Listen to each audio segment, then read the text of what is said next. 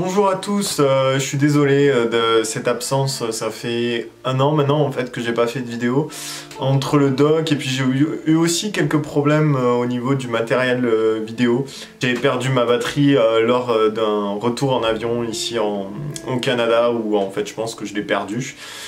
Du coup voilà, ça c'était les excuses. Maintenant on va passer un peu au doc et qu'est-ce qui s'est passé depuis ma dernière vidéo qui je crois était en janvier 2022, donc ça va faire vraiment plus d'un an maintenant qu'il ne s'est rien passé. Sauf qu'au niveau de mon doc, en fait, il s'est passé énormément de choses et du coup, je vais vous en parler un peu maintenant. Tout d'abord, la préparation du terrain, comment ça s'est passé? Ben, en fait, donc j'ai préparé mon terrain entre février et puis mars 2022. Donc pour ma saison de terrain 2022, puisque je vais avoir de nouveau une saison de terrain en 2023.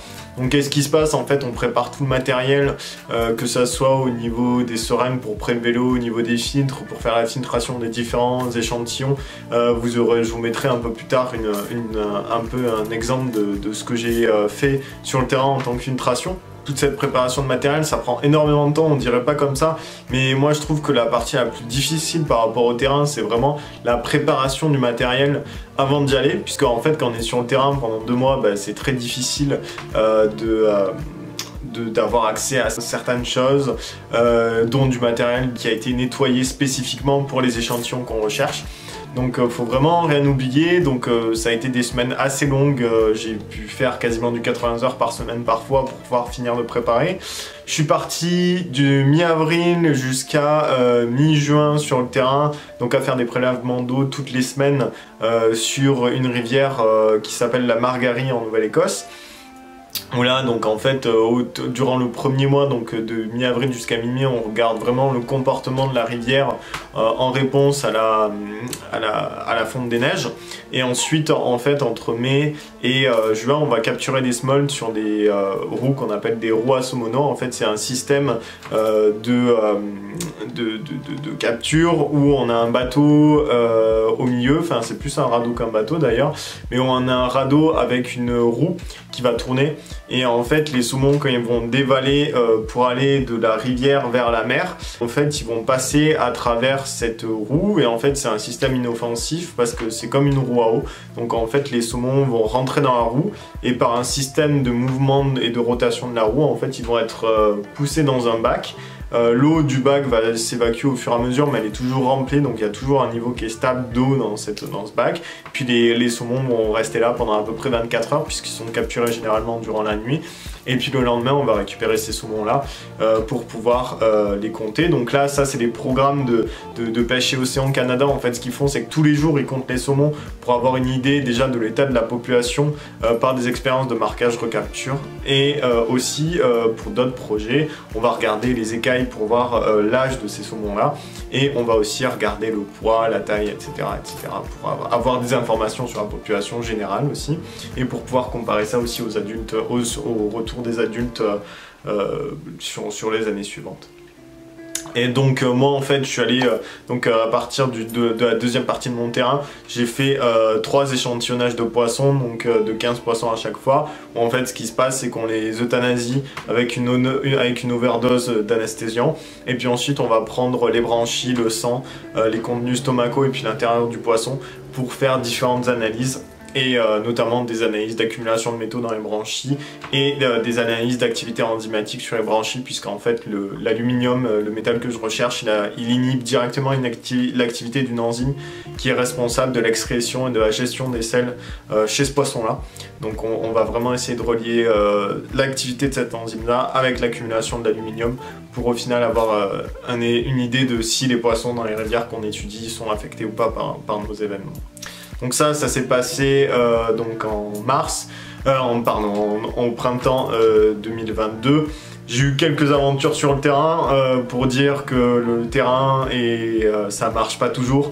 Par exemple, j'avais commandé des mauvaises fioles cryogéniques, donc les premiers échantillons que j'ai eu, en fait, ils ont littéralement éclaté dans l'azote liquide, donc ça a été assez joyeux de se rendre compte en plein milieu du terrain qu'on avait des fioles qui ne marchaient pas et qu'il fallait racheter des fioles et recommander des fioles pour notre terrain qui pouvaient résister à l'azote liquide.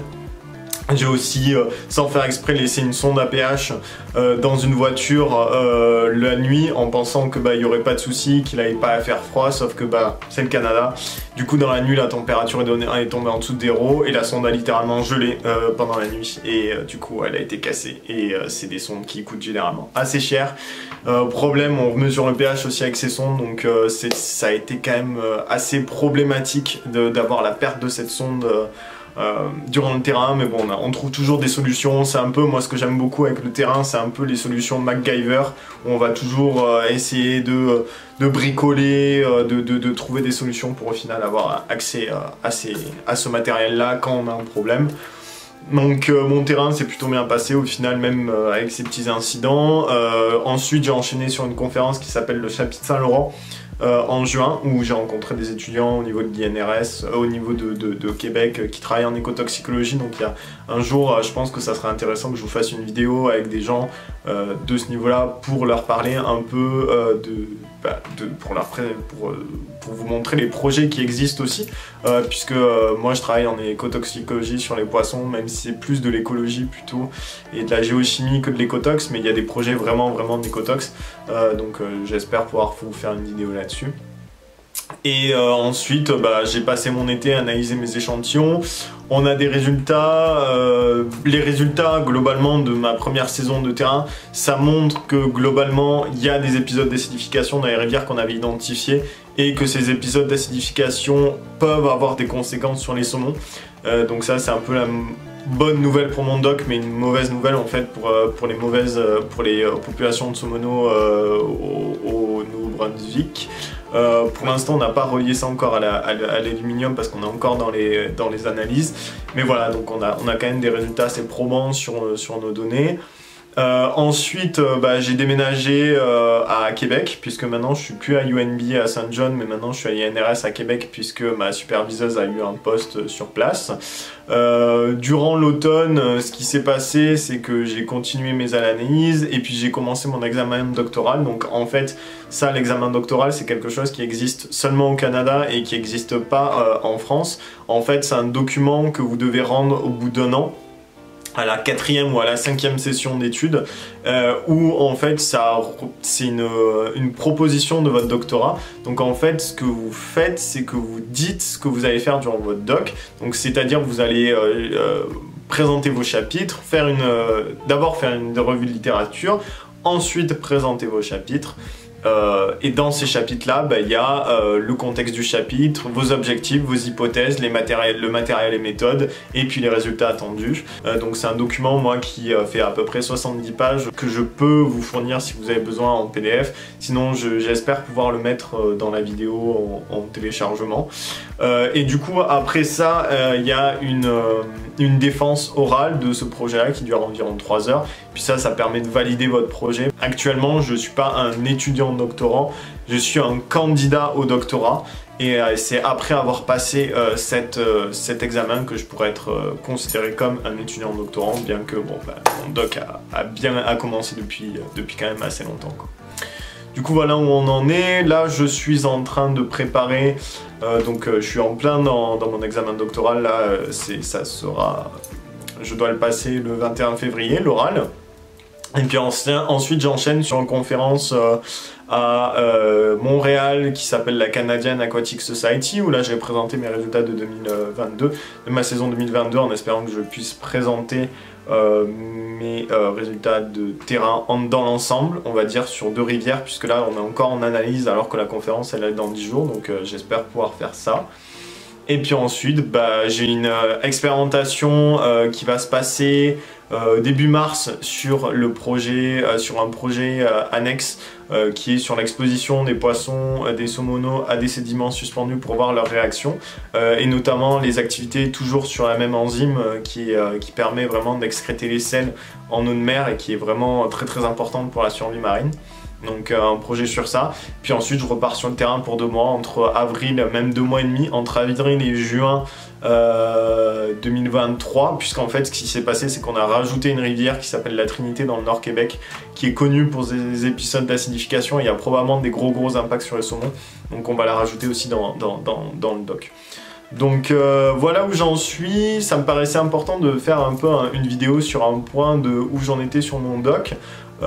Notamment pour vous présenter, pour vous dire que la chaîne YouTube était pas morte. C'est juste que un doctorat ça prend énormément de temps et je suis pas très actif, on va dire, au niveau de ma chaîne, mais globalement il y avait des vidéos qui étaient prévues, dont une en particulier sur la chasse à la baleine, donc rien à voir avec mon doc, mais ça me paraissait important d'en parler, et les captures accidentelles, notamment avec les problèmes qu'on voit en France avec les captures accidentelles de dauphins, etc. Donc ça me paraissait important de faire un petit point là-dessus.